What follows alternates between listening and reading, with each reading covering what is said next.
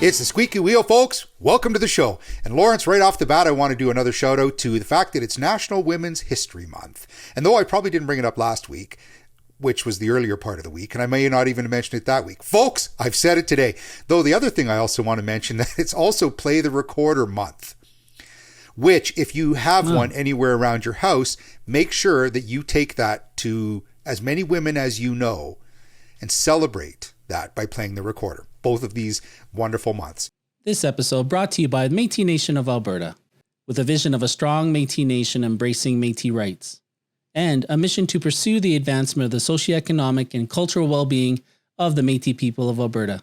For more information, go to www.albertamétis.com. Now, back to the show. Lawrence, did you play the recorder?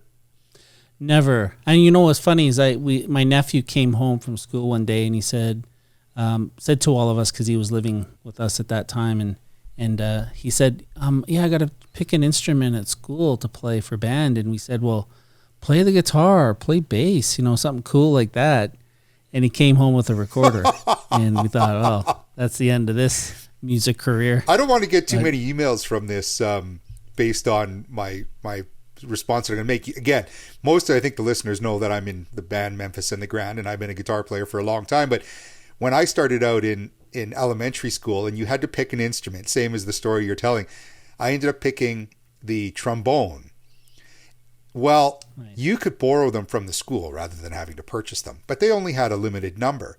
So the day that I went to go get a trombone, the music teacher's like, well, unfortunately, the grades ahead of you came in and picked up their instruments already first, so we don't have one for you today. Lawrence, I cried on the way home. It's like if I didn't have a trombone that day, how was I going to survive going forward? Well, the next day I show up. Yeah, they had a trombone for me. There was no problem. But yeah, I do remember that. Hey, trombone is cool, man. I mean, I remember going to Toronto, I think, Music Festival and seeing the Dirty Dozen brass band from New Orleans, and those guys were amazing on the trombone and the tuba and all that. They were playing almost hip-hop songs, right? So yeah, a lot of fun. Well, and this last summer when I had a residency at the Grand, and folks, I think you can look that up online with Memphis and the Grand, I got a chance to play with a whole marching band, and there were trombones in there, and they were playing it's just so fabulous how you can fill out so much more sound, and yet it all starts in one place. And maybe that starts with the recorder. So that's how we got these things kicked off, which is going to lead me into some of the things that are happening around the province. One of those being and maybe this is how the two of them tie together, because if you've spent enough time around a recorder, the people in Region 2 would probably appreciate the fact that there is a Find Your Mental Rhythm Wellness. No, I did that wrong. Find Your Mental Wellness Rhythm. There, sorry. It's almost like I couldn't read that in order. Yeah, who comes up with these names up there in Region 2? Well, the reason I think that they came up with that line specifically would be because of our good friend Alex Kusteruk, who is hosting. He's one of the guest speakers along with Shane Corteriel and Raiden Hill. And they're talking about what healing can look like through a cultural lens. And I think this is an opportunity for Alex. For all of our listeners out there, who've watched the podcast before, Alex has been on. He's the music that brings on our show, and he has quite a storied history of a journey himself when it comes to finding and establishing and reevaluating life and finding the wellness.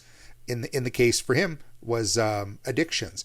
So it's a great story. Alex has just made ardent strides, both when it comes to being an artist, being a friend, being a new father, which I don't know if I'm allowed to share that information, but yes, make sure you celebrate that, because I think he does a lot of work to celebrate that as well. And in fact, Alex, I think, is on his way to Italy this week to play music for the delegation that's going over to see the Vatican. No, he has a private gig with the Pope, actually. Stop it. And he has all this. Oh, I didn't really. No, I'm just kidding. No. Oh, the Pope called him up? He's going with the delegation. Yeah. No, I think he's going to probably play some type of songs during some ceremony when they're trying to meet the Pope, I think. So, yeah, they'll be pretty exciting for them. But, I'm not sure how big of that bubble the Pope has either with COVID around, right? So, yeah, we'll see how close they can get. Well, when I met BB King a long time ago, the question I wanted to ask him, which I had planned for a month, was what was it like to play for, I think he played for 3 different popes during his time and tenure. Wow. Yeah.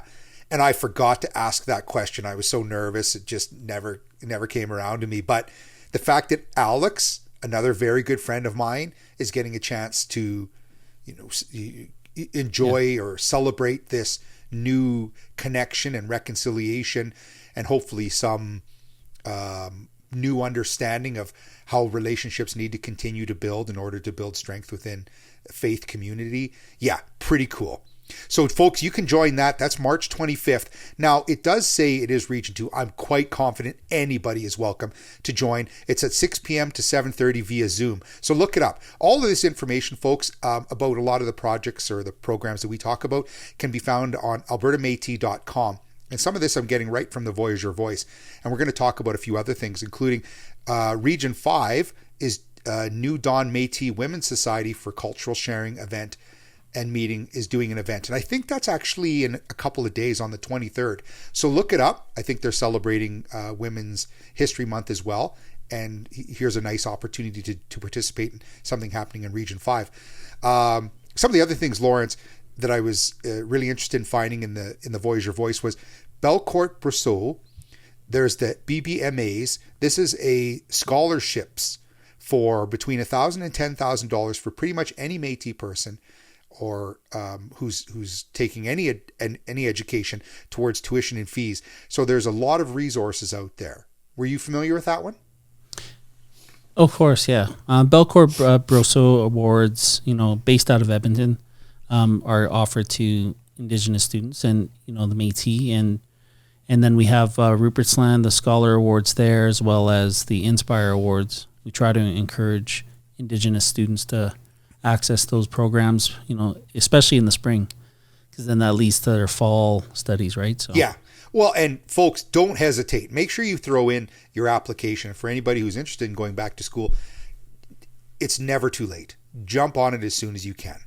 I 100% would suggest that you gain this exciting youthfulness again, as it is that I'm studying cybersecurity right now. Within the Voyageur voice, there's lots of health resources, folks.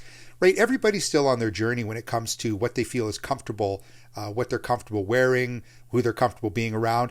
If you need to talk to somebody, there's opportunities for funding for the mental health resources, or just talking to a counselor, or having any stress in your family. There's money management is a new one that's coming up, and I think that there's opportunities for youth, but as well there's support there for people when it comes to doing their taxes. So again, is a great institution within the Alberta Métis for fostering education and awareness. Yes. If I was going to school, I would definitely access programs. Any little bit helps. Would those be to help you buy more ballet clothes, or are we past that?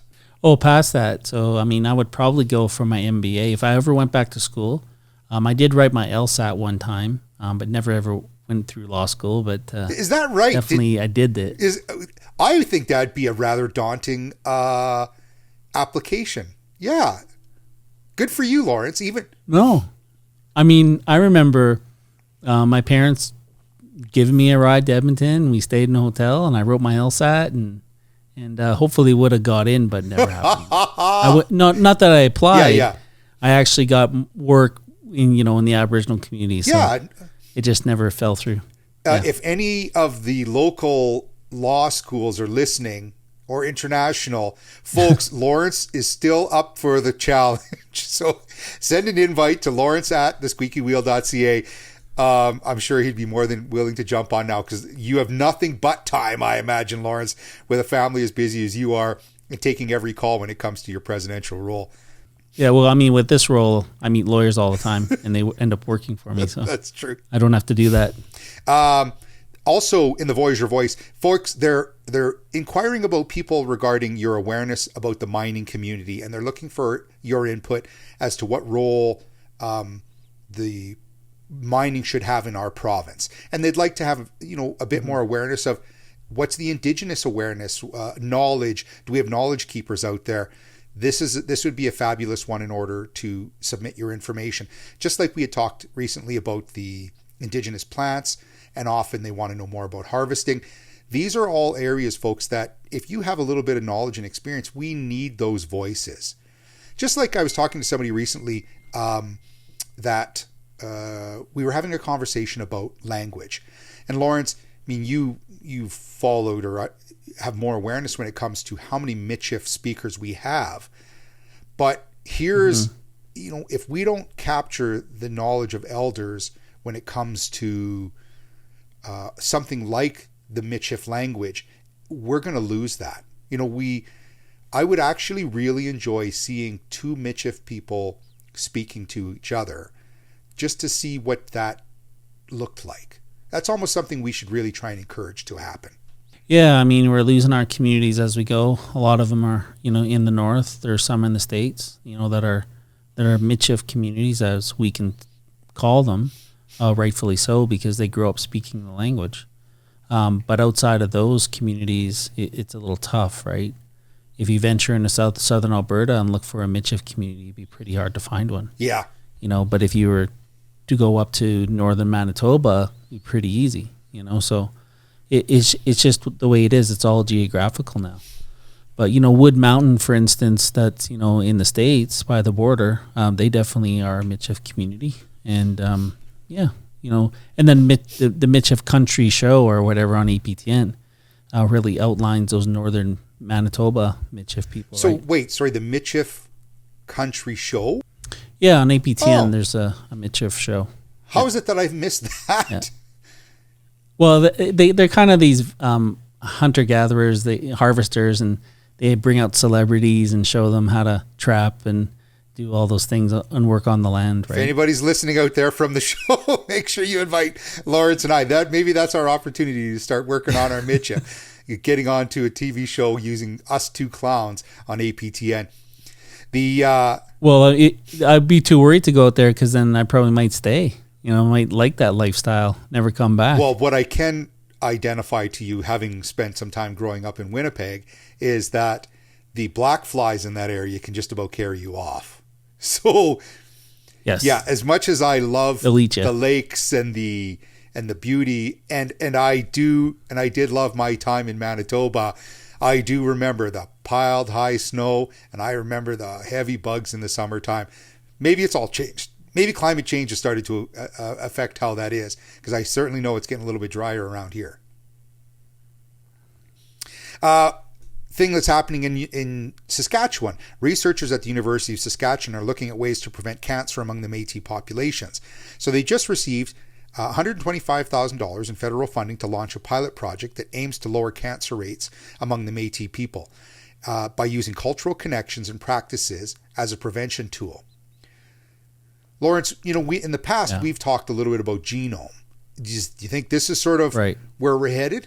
Well, yeah, I mean, the whole genome aspect is, certainly some parts of our DNA has been shut off and as a result to the environment. And if you look at the way we eat, we really should be eating what our grandparents have eaten and carry those same diets. And that's why you see a lot of us getting sick, not adjusting to this new food, as you could say, and it's making us all certainly sick in other ways, like diabetes, heart disease, cancer. All those things just kind of creep up over time, right? And certainly, and that's what most of those genome studies kind of say, that really your gut flora decides who you should be, your genomic makeup in your body. Right.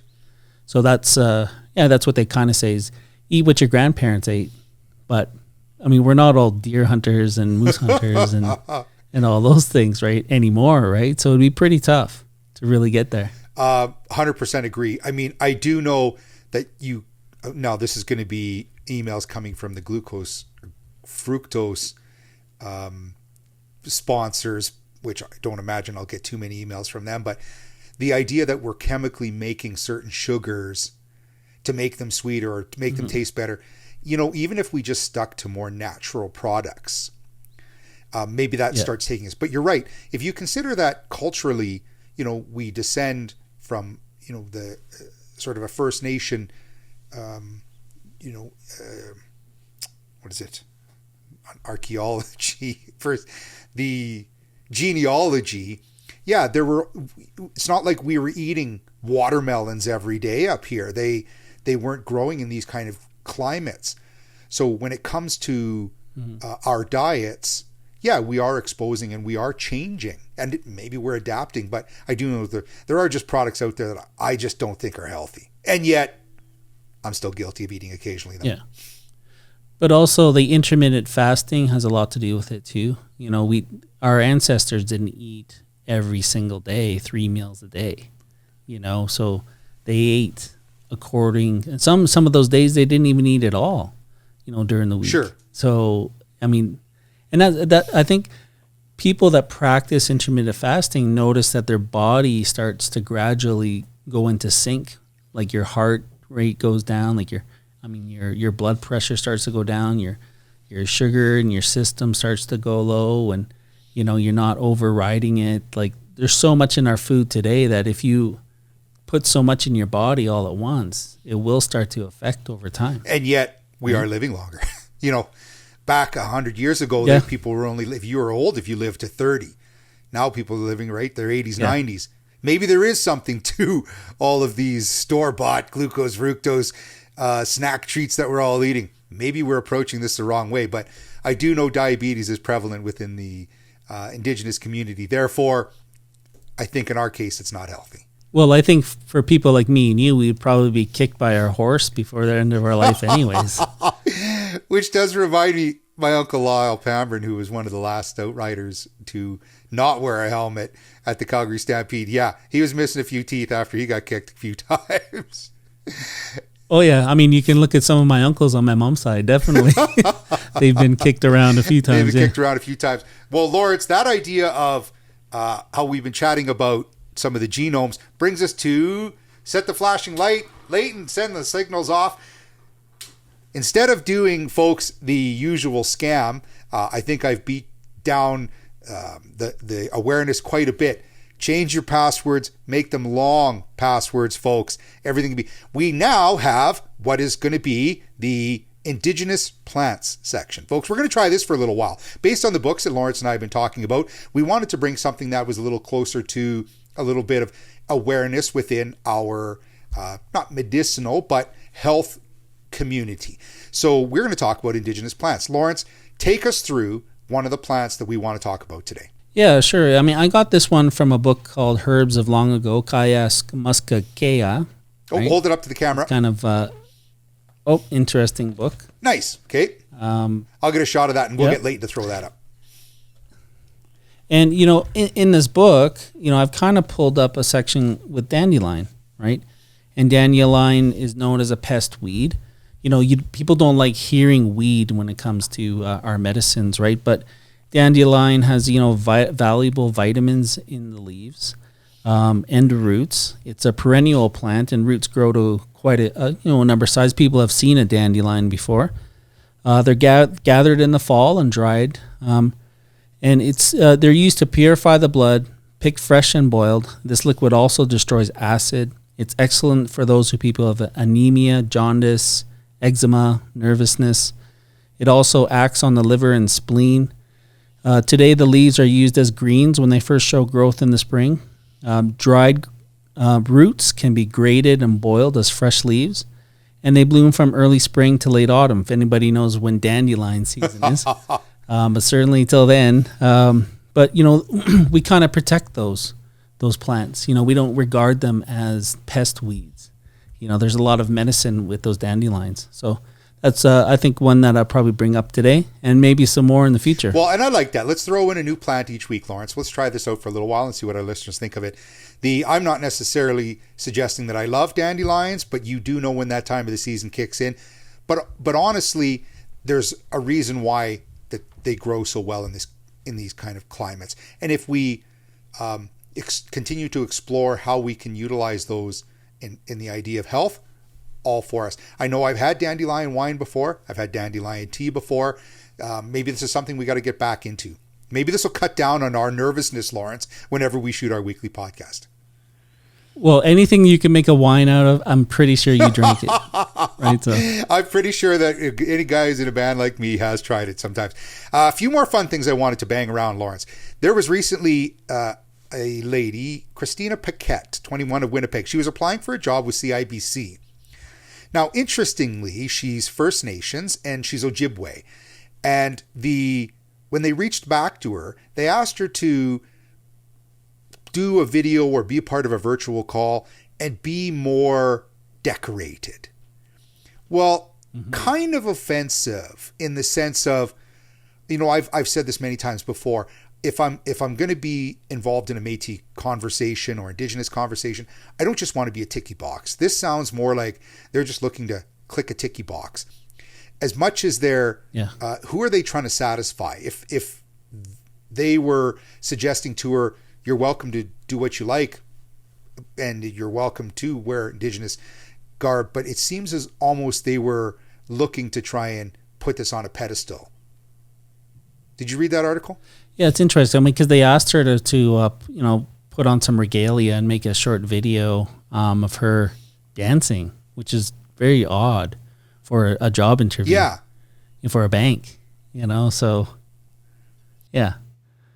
But I mean, maybe they were thinking it would be fun or interactive or make it enjoyable for the person or something. Well, and I respect the idea that at some point in your connection with your work community, you should get the right to celebrate and recognize your culture in a way that is positive for you, that you're comfortable with, is not offensive for your employer, or there's not a risk of.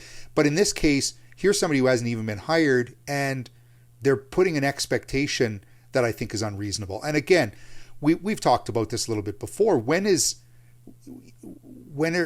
you celebrating culture, or when is it sort of being, somebody's, again, just trying to make a ticky box? Yeah, and I don't know, like people are going to ask me to jig and play the fiddle and play, you know what I mean? Just go into my culture, wave the Métis flag and talk about history and talk about Canada taking over Western Canada, encroaching in the West. I won't go there, but because I probably won't get hired.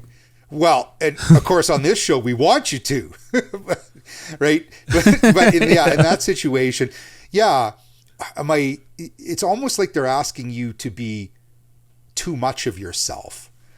Though now I was reading another fabulous article, and this was a lady from the Algonquin community in way out east. So she loves the Mandalorian. Now I don't know. Did you watch the Mandalorian? Me too. I thought it was a great show. It was a lot of fun.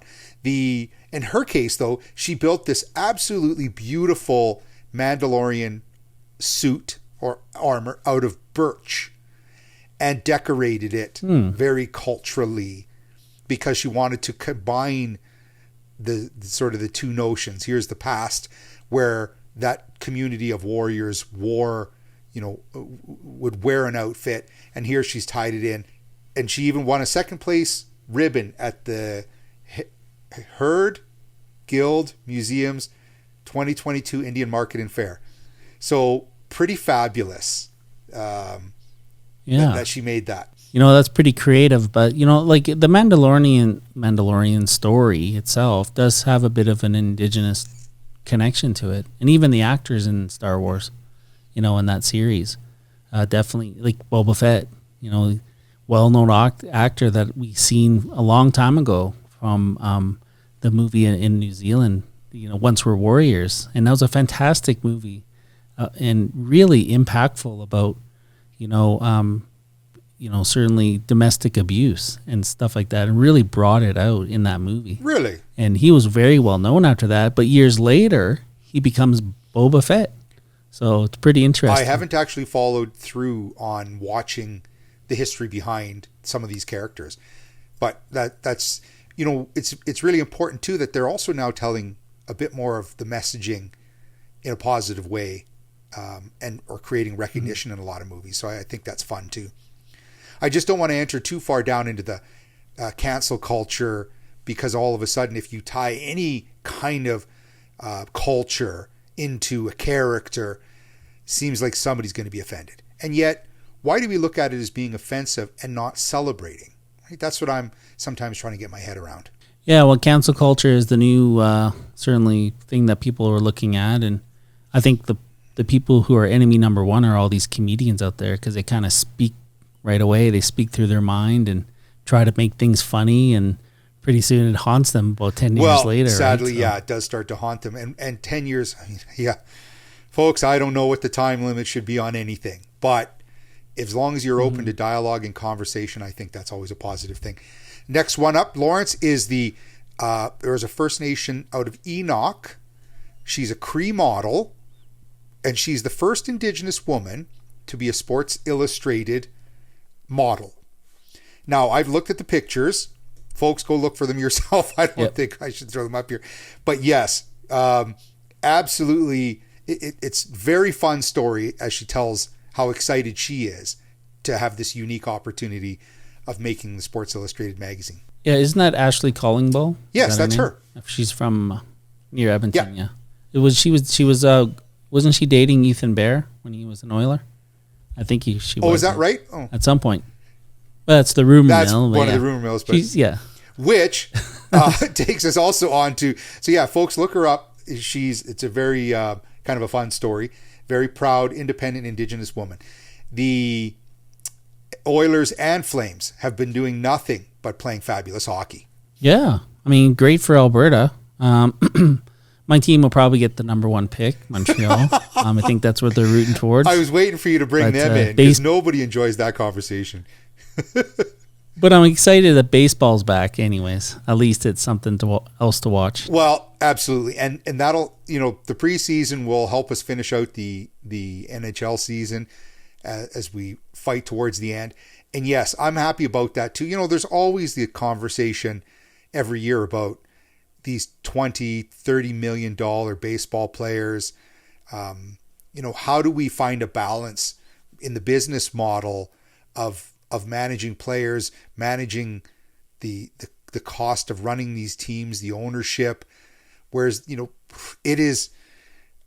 it's their own business. And folks, if you get angry with it, go watch some minor league stuff. There's such great WHL hockey that's going on, and I'm guilty of not going to these games as well, though I haven't really been going to too many of the sporting arenas as it is. But these are where we need to continue to support all of these players as well. It'd be great if we had another minor league baseball team anywhere near us. Well, Major League Baseball makes money. They have more games than hockey. Hockey is 85? 82. During the regular season, they're 162. Yeah, I think they're 162 games. It's almost double the amount. And that's why their ticket prices are a little lower too, for baseball. Well, not unless... But then they cram more people into them, right? So... The New York Yankees make more money on the fact that they own the video revenue for their movies. Apparently, even if they didn't put fans in the stands, they would still make more money than most teams. Well, it's like the Toronto Maple Leafs, right? Same thing. They'll sell out every game. So that's Montreal Canadiens, same thing.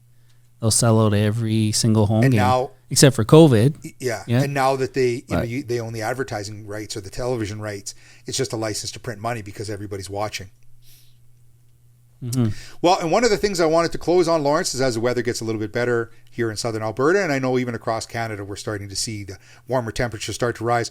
Folks, if you're in Alberta, make sure you reach out and get your M&A Parks Pass. I know I used mine quite a number of times. Yeah, they're 5-year passes. It took us a while. Well, it took us a couple of years to negotiate that with Parks Canada. And, I take all the credit because that's the kind of guy I am. But me and Dave McDonough and going back and forth, he's the superintendent over there going, we need to get access to the parks, right? That's the main thing. And they gave us a beautiful pass with even a Red River card and Métis flag on it. And we just put that in the rear view and we get it for 5 years now. Yeah. So. We're very fortunate, and it's wonderful to have the opportunity. So, folks, make sure you reach out as that time is coming. So, we're coming to a close here on the Squeaky Wheel. Leighton from behind the scenes, from Lawrence and I here at the Squeaky Wheel. Folks, make sure you look us up, follow us on our LinkedIn profiles, go to our websites, thesqueakywheel.ca. Make sure if you want to email, I appreciate all the emails we've been receiving at either tsw@ or Lawrence or Ross at thesqueakywheel.ca. If you follow us on Instagram, again, thank you to all of our loyal listeners on the iHeartRadio, on Google platforms, whichever other ones we're on, and our YouTube fans. And make sure you click subscribe, folks. It really means a lot to us. Spotify, iTunes, yeah, those are there's the top four. Yeah, I'll make sure. And YouTube. I'll make sure I tighten it up. And always more that's coming from us, folks. There's going to be more information, more stories to tell, and we even have a little bit of swag that's going to be showing up here pretty soon. So from all of us here at The Squeaky Wheel, we appreciate your time. And folks, keep the wheel squeaking. The Squeaky Wheel is brought to you by The Squeaky Wheel Company, co-hosted by the President, Lawrence Gervais, Memphis Region 3, and the Captain, Ross, Memphis, Pambrun. Our program is broadcast from Calgary, in Region 3 of the Métis Nation of Alberta, which is part of the historic Métis Nation homeland. We also acknowledge these lands are the traditional territories of Treaty 7, Blackfoot Confederacy, Siksika, Kainai, Piikani, Tsuut'ina, and Stoney Nakoda, with whom we share this land on the basis of our historical and ongoing relationships. You can always reach us for comment about our programming by email at tsw@thesqueakywheel.ca or find us on our website, www.squeakywheel.ca, and our socials. For our comments, it is our focus to recognize all of our First Nations and Indigenous friends, share connection with Métis settlements, and listen to and show respect to our Métis brothers and sisters and families. Here at the Squeaky Wheel, we give thanks to our elders for their guidance and to Mother Earth for her time she allows us to be here and share her bounty. From all of us at the Squeaky Wheel, Tansi.